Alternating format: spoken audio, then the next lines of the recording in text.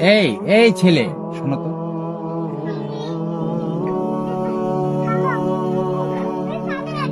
আসসালামু আলাইকুম হুজুর। ওয়ালাইকুম আসসালাম ওয়া রাহমাতুল্লাহ। কাজ আছে তোর কোনো? না হুজুর, কাজ তো নাই কোনো।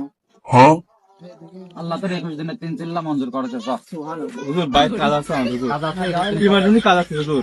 আব্বু মারবি না হুজুর। না হয় তো হুজুর ইমার্জেন্সি কাজ আছে ভাই। বলুন না। পরে আসি করিস। আচ্ছা আমি একা যাবো, কারণ আরেকদিন পাবি বন্ধু আছে, ওকে আমি রেখে আসি। আলহামদুলিল্লাহ আলহামদুলিল্লাহ, আল্লাহ কবুল করুক, আল্লাহ কবুল করুক, তার নামটাও লেখাই দিই। তাহলে আমি ফোন দিয়ে ডাকিলি। হ্যালো, হ্যাঁ কোনে তুই? ইমার্জেন্সি কাজ আছে, তুই তাড়াতাড়ি আই। হ্যাঁ এই যে রুমান দোকানে পাড়াই ইমার্জেন্সি আই। হ্যাঁ আচ্ছা আই তাড়াতাড়ি।